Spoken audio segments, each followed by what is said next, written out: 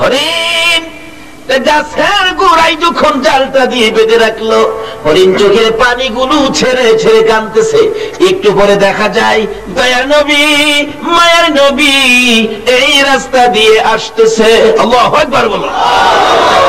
হরিণ দূর থেকে আমার নবীকে দেখে চোখের পানি ছেড়ে ছেড়ে ডাকতেছে, প্রভু গো আমার জবান খুলে দাও না, তোমার বন্ধু রাহমাতাল লিল আলামিনের কাছে আমার মনের দুঃখগুলি বলি। আল্লাহ বলেন, জঙ্গলার হরিণ রে, আমার বন্ধুর সাথে কথা বলার জন্য জবান খুলতে চাইছস, যে নবীর উসিলায় এত কিছু করেছি, এই নবীর সাথে কথা বলবি, যা তোর জবান খুলে দিলাম।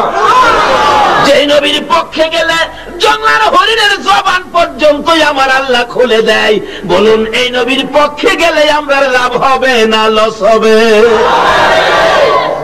কাছাকাছি আসার পরে হরিণ ডাকতেছে, প্রভু গো আপনার বন্ধু এসে গেছে, জবানটা খুলে দেন না। আল্লাহকে যা জবান খুলে দিলাম। হরিণ ডাকতেছে, প্রভু গো আপনার বন্ধু আইছে, কথা বলি। প্রথম সালাম দিলেন, আসসালাতু ওয়াসসালামু আলাইকা ইয়া রাসূলুল্লাহ। নবী কই কি আশ্চর্য, হরিণ সালাম দিতেছে, কি ব্যাপার হরিণ?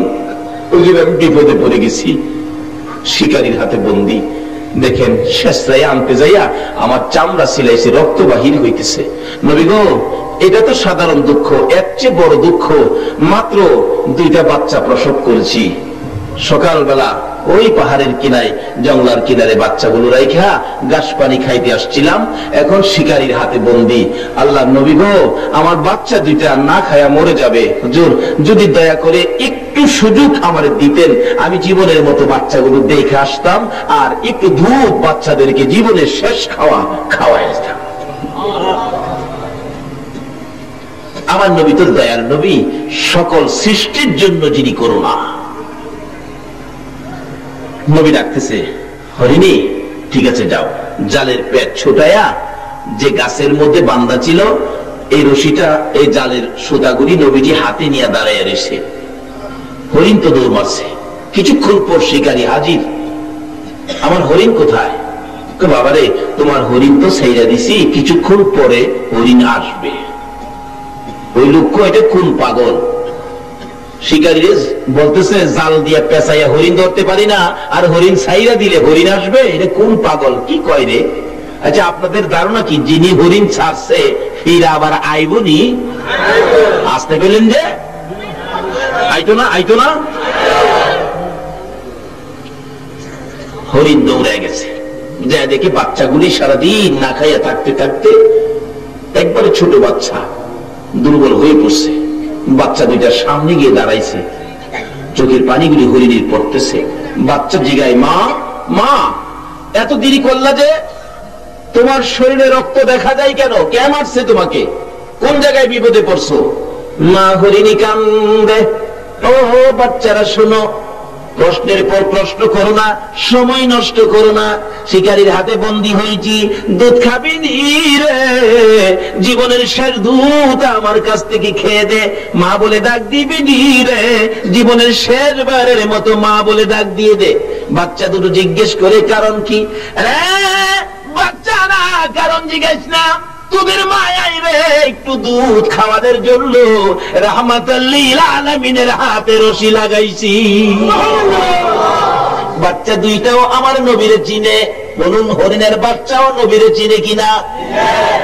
হরিণের বাচ্চা হইয়াও নবী চিনে গো, কিন্তু উম্মত হইয়া নবী চিনি না। একটা হরিণ, হরিণের জন্য নবী করুণা, কিন্তু নবীর পক্ষে গেলে, নবীর পক্ষে না গেলে না। বাচ্চা 2টা ডাকতেছে, বাচ্চা 2টা ডাকতেছে, মা এত দেরি করলা যে? বাবারে বিপদে পড়েছি, নবীজির হাতে রশি দিয়া তোমাদেরকে দুধ খাওয়াইতে আইছি।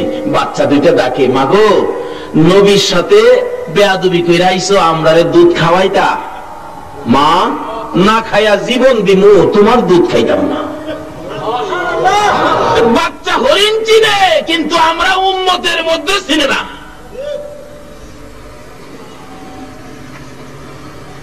বাচ্চা 2টা এখন উল্টা কাঁদতেছে, মা মা গো তোমার দুধ খাবো না, যেই নবী না হইলে জগৎ হইত না। এই নবীর সাথে বেয়াদবি করেছো, তোমার মতো মায়ের দুধ জীবন যাবে আমরা খাবো না। বাবারে কি করবি? মা চলো যাই, নবীর সামনে যাই, নবীর একটু দেখবো, নবীর কাছ থেকে বেয়াদবির ক্ষমা নিব, তারপরে আমরা তোমার দুধ খাবো। তো চলো যাইতেছে। এদিক দিয়ে শিকারী বলেন, কি ব্যাপার, আমার হরিণ কই? বাবারে একটু থাকো, অপেক্ষায় থাকো, কিছুক্ষণ পরে হরিণ ফিরে আসবে। আশ্চর্যের কথা, হরিণ ছাড়লে আবার ফিরে আসে নাকি? আরে আসবে, না আসা পর্যন্ত আমি এখানে আসি, তুমি চিন্তা করো না। এটা যদি না আসে আমি আরেকটা ধৈর্য আমি তোমারে দিব। নবী ডাক দিলে হরিণ আইবুনি, কয় না দি।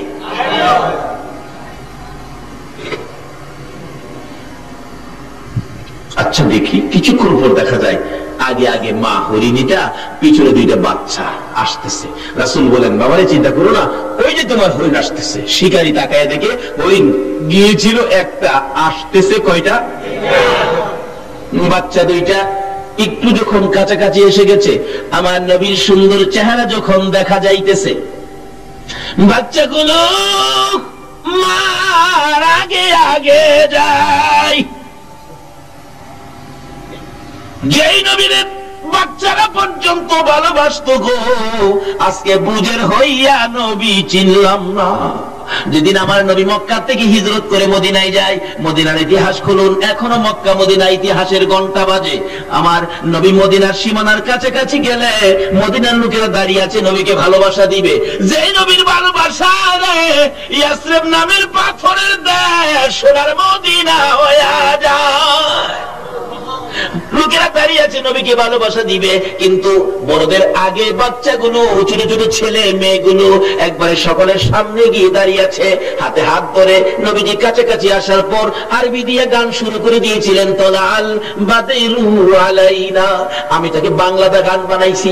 আমার নবী মদিনার সীমানায় গেলে রাসূল বলেন, ছোট্ট ছোট্ট ছেলে মেয়েরা সবার আগে আমাকে ভালোবাসা দিতে যাইয়া, বাচ্চাগুলো নবীকে ঘাও করে দাঁড়াইয়া সবাই ডাকতেছে, আরে মা আমিনার কোলে দেখো চাঁদ উঠেছে। বলুন, মা আমিনার কোলে দেখো চাঁদ উঠেছে, যাহারি প্রেমেতে জাহান পয়দা হয়েছে। হায়রে যাহারি প্রেমেতে জাহান পয়দা হয়েছে। আমার নবী বলেন, আরে কচি কচি বাচ্চা ছেলে মেয়েরা, সত্যি কি তোমরা আমাকে ভালোবাসবি? বাচ্চারা বলেন, ইয়া রাসূলুল্লাহ, আমরা কসম খাইলাম গো, জীবনের বিনিময়ে আপনাকে ভালোবাসবো। রাসূল বলেন, প্রভু গো, বাচ্চারা বলে জীবনের বিনিময়ে আমাকে ভালোবাসবে, আমিও কথা দিলাম এই দেশের মানুষকে ভালোবাসবো। আমার আল্লাহ বলেন, বন্ধু, তোমার ভালোবাসার কারণে ইয়াসরিব নামের পাথরের দেশ আমি আল্লাহ সোনার মদিনা বানাইয়া দিলাম। যে নবীর ভালোবাসায়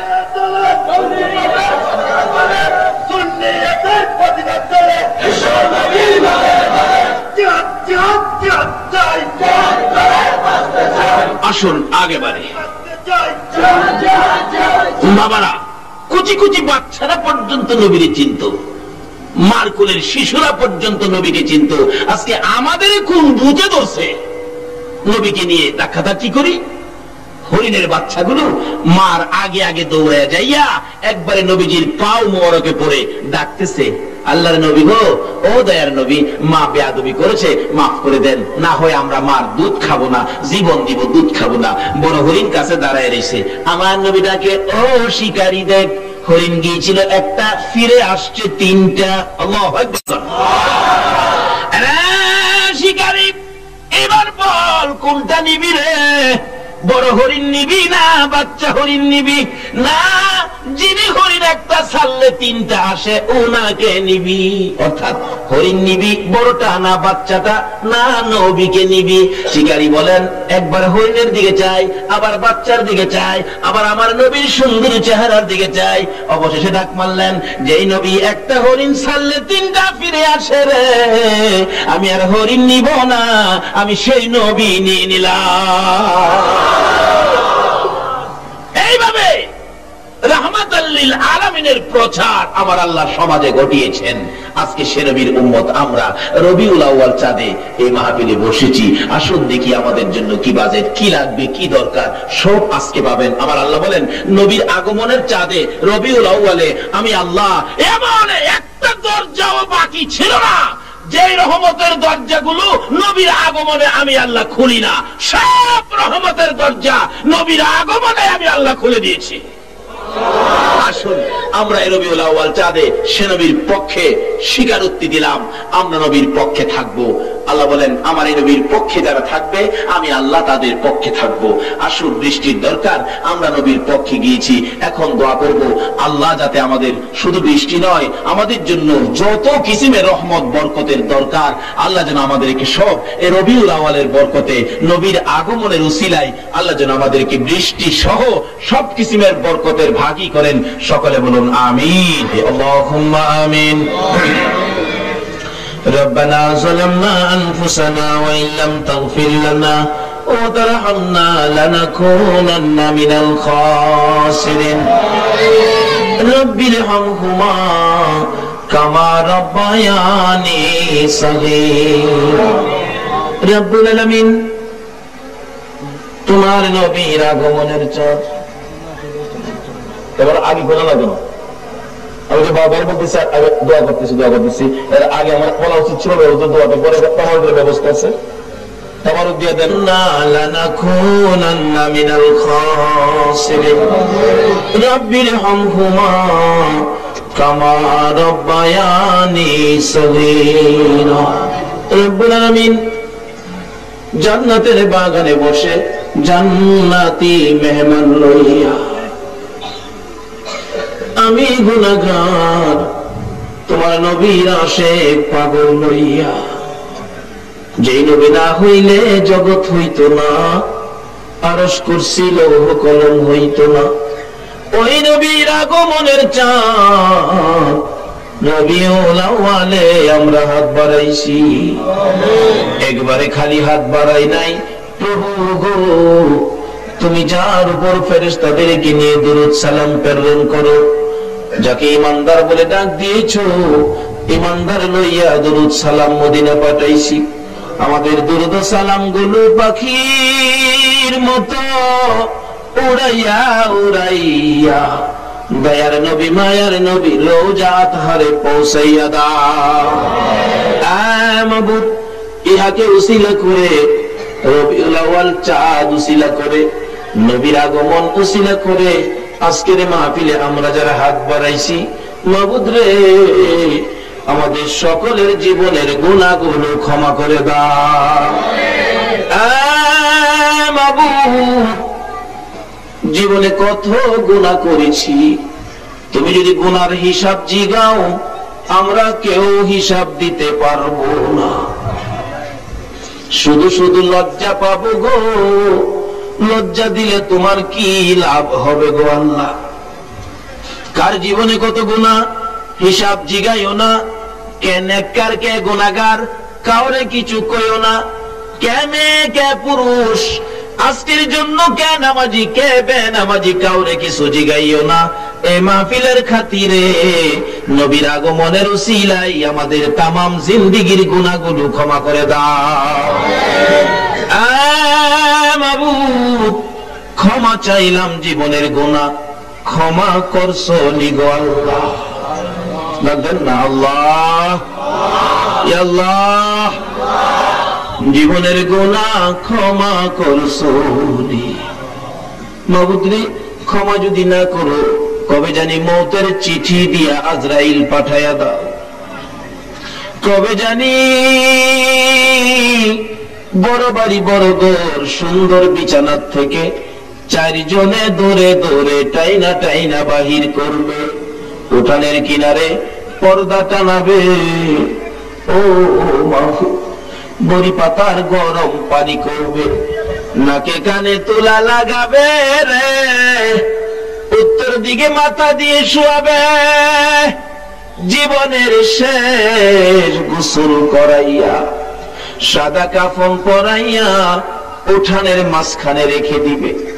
আদুরের সন্তানেরা ঘরের বারিন্দায় দাঁড়ায়া দাঁড়ায়া ডাকবে, বাবা সাদা কাফন পরে কই যাইবা? আদুরের স্ত্রী ঘরের ভিতর যাইয়া বিছানাটার পাশে দাঁড়াইয়া ডাকবে, স্বামী গো, এই বিছানা খালি করে কই রওনা হয়েছো? ওই দিন আসার আগে মাহফিলে বসে জীবনের গুনাহ ক্ষমা চাইলাম, তোমার নবীর আগমনের উসিলায় তামাম জিন্দেগীর গুনাহগুলো ক্ষমা করে দাও। মাবুদ, জীবনের গুনাহ ক্ষমার আশার দরখাস্তের পর আর একটা দরখাস্ত করি, তুমি কিন্তু রাগ হইও না। এতগুলো মানুষ রাত্র 2টা পর্যন্ত বসে আছে, আমি জানি না রে কার মনে কি ব্যথা, আমি জানি না কার মনে কি দুঃখ, আমি জানি না রে কার মনে কি আগুন। মাবুদ, একটু সময় দিয়ে যদি কাছাকাছি যাইয়া জিজ্ঞেস করতাম, সকলেই একটা না একটা দুঃখ বলতো। হয়তো কেউ কেউ বলতো, হুজুর আমার মা নাই গো, কেউ কেউ বলতো হুজুর আমার বাবা নাই, আবার কেউ কেউ বলতো হুজুর গো আমার মাও নাই বাবাও নাই। মাবুদ, মায়ের অভাবী বাবার অভাবী হইয়া যারা হাত বাড়াইছে রে আল্লাহ, এই মুহূর্তে ওই সকল মা বাবার কবর জান্নাতের বাগান বানাইয়া দাও। মাবুদ, মা বাবা যারা দুনিয়াতে আছে হায়াত বাড়াইয়া দাও। মা বাবা কেমন জিনিস বুঝার তৌফিক ছেলে মেয়েদেরকে দান করে দাও। আল্লাহ, দাদা দাদি, নানা নানি, শ্বশুর শাশুড়ি, আলিয়া ওলাদ, বংশধর, মই মুরব্বী, পাড়া প্রতিবেশী, খানদানবাসী, মহব্বতী, খাস করে এলাকার জমিনের নিচে যত মোমেন মোমেনাত ঘুমিয়ে আছে সকলের কবর জান্নাতের বাগান বানাইয়া দাও। মাবুদ, আজকের মাহফিলে নবীর আগমনের চাঁদে পবিত্র ঈদে মিলাদুন নবীতে যারা বসে আছে গো, এত রাত পর্যন্ত যারা কষ্ট করেছে গো আল্লাহ, সকলকে তুমি আপদ বিপদ, আযাব গজব, অ্যাক্সিডেন্ট, বালা মুসিবত, শয়তানের শয়তানি, দুশমনের দুশমনি হইতে বাঁচাইয়া রহমত বরকত শান্তি দ্বারা ভরপুর করে দাও গো আল্লাহ। মাবুদ, আমাদের মধ্যে যারা অভাবী অভাব দূর করে দাও, আমাদের মধ্যে যারা বিমারি বিমার শেফা করে দাও। হসপিটালে যাইতে হবে এমন রোগ কাউকে দিও না গো আল্লাহ। আমাদের মধ্যে যারা ঋণগ্রস্ত আছে ঋণ থেকে উদ্ধার করে দাও। আমাদের মধ্যে যারা নামাজি নামাজ কবুল করে লও, যারা নামাজ পড়ে না নামাজের বুঝ দান করে দাও। যারা মদিনা যাওয়ার পাগল পাখির মতো উড়াইয়া মদিনা লইয়া যাও গো আল্লাহ। হাইরে সোনার মদিনা, মদিনা গেলে রে কলিজা মানে না। 2001-এ যখন হজে গিয়েছিলাম, আগে মদিনায় নিয়ে গেছে। মদিনার সীমানায় ঢোকার আগে মুআল্লিম সাহেব বলতেছেন, হাজী সাহেবরা দরুদ শরীফ পড়ো, আমরা কিছুক্ষণের মধ্যে সোনার মদিনায় ঢুকে যাব। ঢুকে গেলাম সোনার মদিনা, শরীরটা শান্ত হয়ে গেছে। আর একটু যাওয়ার পরে ড্রাইভার সাহেব বলতেছেন, মুআল্লিম সাহেব বাসের সকল জানালা বন্ধ করে দেন। মুআল্লিম সাহেব বলেন, আপনারা দুরূদ শরীফ পড়েন, জানালাগুলি বন্ধ করতেছি। জিজ্ঞেস করলাম, ও মুআল্লিম সাহেব বাসের জানালা কেন বন্ধ করো গো? মুআল্লিম বলেন, হুজুর আর একটু সামনে গেলে সবুজ রঙের গম্বুজ দেখা যায়। জানালা যদি বন্ধ না করি, আমাদের বাংলাদেশের কিছু আশেক আছে নবীর সবুজ রঙের গম্বুজ দেখলে গো ইয়া রাসূলুল্লাহ বলে জাপ মাইরা জমিনে পইরা যায়। সেই জন্য জানালাগুলি বন্ধ করে দিলাম। এই মদিনা না দেখাইয়া এই মাহফিলের কাউকে তুমি সাদা কাফন গায়ে লাগাইও না। এ আল্লাহ, খাস করে আমাদের মধ্যে যারা ব্যবসা করে ব্যবসায় বরকত দাও, যারা চাকরি করে পদোন্নতি দান করে দাও, যারা সাগরে মাছ ধরে আল্লাহ বিপদ আপদ থেকে বাঁচাইয়া রাখো। মাবুদ, মাবুদ রে, যারা গৃহস্থী করে জমি ফসলে বরকত দাও, যারা চাকরি করে পদোন্নতি দান করে দাও, যারা লেখাপড়া করে লেখাপড়ায় বরকত দাও, যারা পরীক্ষা দিয়েছে কামিয়াবি দান করে দাও। মাবুদ, মাবুদ রে, ছাত্র সেনার ভাইদেরকে তোমার কুদরতি হাতে আমানত করলাম, তুমি কবুল করে নাও গো আল্লাহ। ইয়া আল্লাহ, খাস করে আজকের মাহফিল তোমার কুদরতি হাতে রেখে গেলাম, কিয়ামত পর্যন্ত এই মাহফিল তুমি কায়েম রাখো গো আল্লাহ। ইয়া আল্লাহ, খাস করে এই মাহফিলকে যারা সাহায্য সহযোগিতা করেছে, বুদ্ধি পরামর্শ দিয়েছে, দূর দূরান্ত থেকে মাহফিলে এসে শরীক হয়েছে, সকলকে তুমি কাল কিয়ামতে নবীর কুদারায় উঠাইয়া ফুলসিরাতের ফুল পার করে দিও গো আল্লাহ।